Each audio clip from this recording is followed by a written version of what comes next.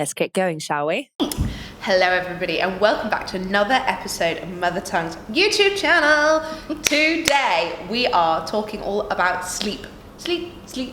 I feel like in those early days especially, that's all I talked about, that's all I thought about. I mean, it completely consumed me, and I feel like I got a lot of really helpful advice, but a lot of advice that really didn't help and was actually just shit and really annoyed me, and yeah, basically. So we thought we'd share our experiences with you guys today and highlight what helped us, what hindered us, to hopefully help you not make the same mistakes, basically. Yeah, just some little cutting corner hacks. Yeah, exactly. You love it. We love a hack at the moment, aren't we? We love a hack. We're all about the hacks. Saving time, you know, sharing is caring. Yeah, completely So yeah, agree. I mean, the first few weeks, I feel like you can't go too heavy on routine and things like that. The baby has no bloody idea whether it's day or night.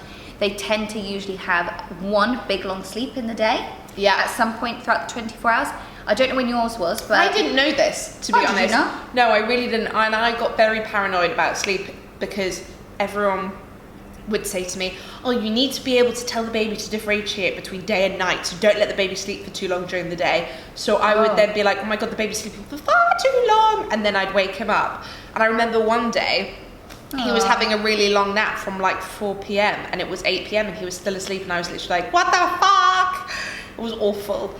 Yeah, I mean, it stressed me out so much. I don't really know if when they're that young, they don't know what's going on. But as I was saying, literally one long sleep. We were very lucky, and Frida started to have her long sleep from more or less day dot from around 8 o'clock until around 12 o'clock. So that was her big 4-hour sleep. That's amazing. 8 p.m. till midnight. So that was really good. Oh, what? 8 p.m. to midnight? Okay, wow. Yeah, so I would eat, and I'm not joking, I would literally eat and I would fall asleep like this because get those hours in. It was perfect. Whereas if she'd had her big long sleep during the day, I don't think I would have slept. I would have been like, right, I'll do something now, blah, blah, blah. So how long do you understand? How long did she sleep for during the day? Oh, she had intermittent sleeps, little naps rather. Yeah. But the one chunk that they usually have as a newborn came at a really good time for us. Oh my God, that's amazing. Yes. Go you. I mean, to be fair, You don't dictate that. no, they tell you. They tell you. Yeah, for sure. Well, to be fair, saying that, Rafa was relatively similar. We were very, very lucky in the sense that he was quite big. He didn't need, we could fill him up basically, and he would wake up 3 times maybe. To start off with, it was 3 times during the night. So let's say it was around 11, around 2, 3, and then like around 5. Yes. But then that very quickly dropped to 2 naps when we got to kind of like, oh God. 2 wakes. Yeah, 2 wakes even, when we got to around like 8 weeks. Yeah. And I think he slept through the night for the first time before 3 months, and then was constantly sleeping through by 4 months. Which is amazing. Mental. So he was very good at nighttime napping, but the daytime napping, holy moly, mother of God, it was awful. And actually I got help from the wonderful Alison Scott Wright because we were really, really struggling. He suffered really badly from reflux, and I mean, he would have a 30-minute nap and that would be it. And because he was uncomfortable. Yeah, exactly. We couldn't get him comfortable for love nor money, and it was a very, very, very painful process. And that whole thing when they're uncomfortable like that, because we had the same thing. Frida wasn't an amazing daytime napper, to be honest, at all, which is why I may have got into some small habits. But when they're younger, if they have reflux, they always say like try and get them to start sleeping on their tummy, but then there's all of that worry about can they, if they're not rolling, or can they lift their head up, and there's all of that alongside. But I think we need to take it back before we go on to that point and talk about routine. Yeah. Because we started implementing a routine for Frida's daytime naps, which really helped us from, I would say, around 7-8 weeks. Yeah. Same. And I used the Tracy Hogg book, The Baby Whisperer, and we implemented the easy routine, which was 2.5 hours, eat, activity, sleep, and you, as in me. And honestly, it was amazing because the 2.5 hour gap was right, that it was age appropriate. it then enabled me, I didn't need to like stress, I'm looking for her cues, is she telling me? I kind of just followed this routine and she loved it. And babies love routine. Yeah, they do. Whatever people tell you. They thrive on routine. They really, really do. So we're not by any means saying use the cry it out method. I feel like so many people associate routine with letting your baby cry to sleep. That's not it at all. You can get your baby in a gentle routine from day dot. And I would actually very strongly advise it, to be honest, because I feel like we were strict with the routine, and that doesn't mean we were strict with Rafa, we were just strict with the routine, and because of that I think he slept through the night from an early stage, really. And also routine, like for example, us using the easy routine, it also promotes this not feeding to sleep. Yeah, exactly. Because it's eat, activity, and then sleep. So you're not feeding them to try and get them down, whereas when I was breastfeeding, it literally, this is all I felt I could do. I need to feed her and then try and get her off the latch and like put her down, and then it was game over. And I don't want to say it's a bad habit because it was lovely and I honestly loved it, but it did prevent Frida from learning how to self-soothe herself for up until 7 months. I used to wear her in the baby carrier all the time. Yeah, I remember this. All the time. Yeah. She would fall asleep. I'd then try and undo it here, get her out and put her in the cot, and if she woke up, I'd be like, okay, don't worry, I'll put you straight back in. And it's a vicious cycle. I mean, it really is. Actually, to be fair, on that note, on Cruxes, I mean, Rafa's always had white noise, and white noise is going to stay in our life. Like, I'm not getting rid of it. But we didn't have a dummy or anything else, so in that sense, like, we didn't have to get rid of the bad habits. But there was a stage where Rafa would only get to sleep if you clapped at him. Oh my God, I remember this. I just didn't understand. And clap until he'd go to sleep, and it was awful because your hands got really, really stuck. Come on! I remember you hearing. So loud. Yeah, I remember being sat downstairs and I was like, I don't know what to say. Oh my God, just absolutely awful. Anyway, when did sleep change for you? We consulted Cecile from Malak at 7 months. Around 7 months. Because I think it was literally just as I may have found out I was pregnant, and I was like, 1, I can't wear this bloody baby carrier anymore. My back is in bits. 2, she's 7 months. Like, come on, we really definitely need to give her a bit of independence. And obviously 3, I'm pregnant, so for sure I can't be holding her all the time. So we consulted Cecile. I am very anti-quiet out method, so it was a very, very gentle sleep training. And it was about just being there to comfort her and things, but then gently removing myself from the situation. So I'm not going to go into it in massive detail, but it took, I would say, a good solid 2 months to be like absolutely master it. And then, I would say by 9 months, she was sleeping through the night. I then mastered the daytime naps where I would literally walk into her room, put her down, say good night Frida, mama loves you, and walk out, and she'd self-soothe and go to sleep. So that obviously is a lot further down the line than for you, and then it might be quite early in comparison to some other mums. It completely depends on you, whereas I would say now, having another baby coming into our lives very soon, I personally would not choose to do the exact same thing. For one, I will for sure just allow him to be. Like set him down in a Moses basket, for example, and allow him to just, If they make a sound, they're not sad. No. And even if they cry a little bit, that's just them. Let them be. The baby doesn't need to be with me and silent at all times. Oh, completely. Because, So, I mean, Rafa still does that. When I go and put him to bed, sometimes he'll like climb up and hold onto his crib, and he's not crying. He's just basically like, bitch, come back. Don't leave me here. And then as soon as I close the door, he's like, oh, she's gone. Fine. I'll go to bed if I have to. But a comforter also really helped us. This is amazing. Yeah. Bunnies? Yeah, we have bunnies. We have bunnies. We have Snuggle Bunny and Snuggle Cow, actually. Okay. But it's a little bunny on like a rag, like a lovely. piece of cloth. Yeah, we and I have love 2 it. bunnies. I love your bunnies. They're super cute. Anyway, I think we should go on to things that helped and hindered us. Absolutely. All right. I'm actually going to read from my phone Go for it. My memory is so terrible. So things that really helped me.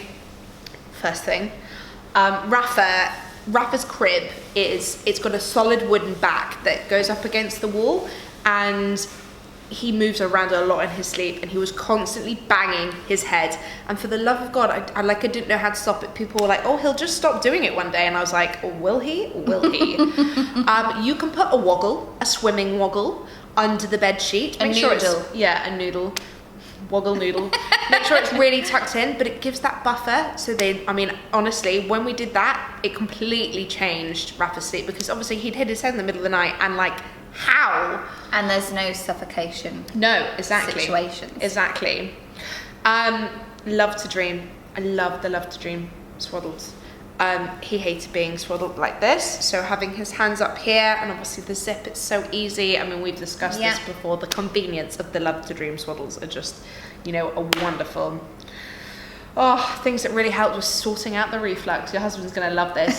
Talk about it all the time. But again, he wasn't sleeping properly because he was suffering so badly from the reflux. And as soon as we got Alison Scott Wright involved in our lives, the reflux was sorted, and it was so, I can't even describe it to you. It was instant. I mean, after 2 days of taking him off the breast milk and putting him on the specialized formula, he slept. Which gone. Is crazy. Yeah, it was mental, absolute mental. So honestly, if you're suffering with reflux or some undiagnosed sick-related stomach issue, get it looked at pronto, because I promise you it will change your life. Starting a bedtime routine early, which we've already discussed, but again, there's never, it's never too early. It's when you'll feel ready, when you feel comfortable. But if you're comfortable to do it, in the first couple of weeks, do it. Why not? There's nothing wrong with setting a good routine for the day and, bedtime routine, because it does promote healthy, happy sleep. Mm-hmm. Moving Rafa out of our room, this was something that also really helped us.